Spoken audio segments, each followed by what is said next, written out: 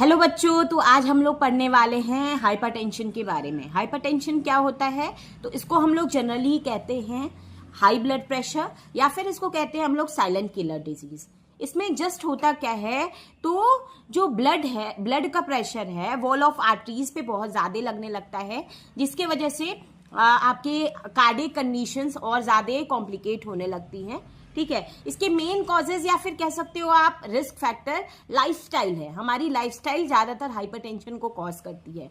ठीक है, other factor में जैसे कि एज भी आ सकता है, आप जेंडर भी आ सकता है, ओबेसिटी आ सकती है, या फिर हम जो डाइट ले रहे हैं उसमें बहुत ज्यादा कोलेस्ट्रॉल रिच डाइट या फिर सोडियम रिच डाइट ले रहे हैं, तो मोस्टली ये कॉज होता है। इसके रिस्क फैक्टर भी यही है। ऐसे पर्सन जो ज्यादातर अल्कोहलिज्म या कैफीन प्रोडक्ट्स का यूज करते हैं, तो उनमें भी हमें हाइपरटेंशन ज्यादा से ज्यादा मात्रा में देखने को मिलता है।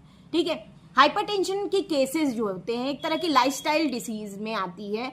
अगर आप देखोगे आपके सराउंडिंग में ज्यादा से ज्यादा पर्सन अगर कोई सफर कर रहा है तो हाइपरटेंशन हो जाता है, या फिर उनको डायबिटीज मेलाइटस जैसी कंडीशंस आपको देखने को मिलती है। और ये सारी डिसऑर्डर्स जो है हमारी सिस्टमिक डिजीज कंडीशंस में आते हैं। मोस्टली अगर बात किया जाए कि इसके रिस्क फैक्टर तो हमने कवर कर लिया है। इसकी सिम्टम्स या साइंस की बात करें तो मोस्टली ब्लर्ड विजन वगैरह देखने को मिलता है।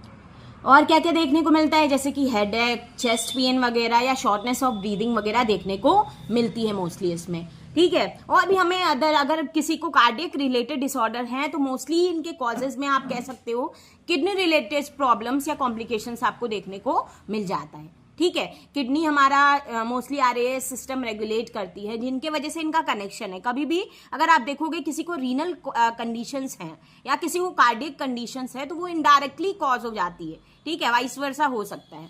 क्लियर है, ये सारी चीजें हो गई। अगर मैनेजमेंट पे फोकस किया जाए तो मोस्टली इसका बेस्ट मैनेजमेंट होगा लाइफ स्टाइल मॉडिफिकेशन, जिसमें कि अगर पर्सन अपनी लाइफस्टाइल को चेंज करता है, ठीक है, अपनी फूड स्टाइल, अपना रहन सहन चेंज करता है, तो ऐसे सीवियर कंडीशन से उसको हम लोग प्रिवेंट कर सकते हैं।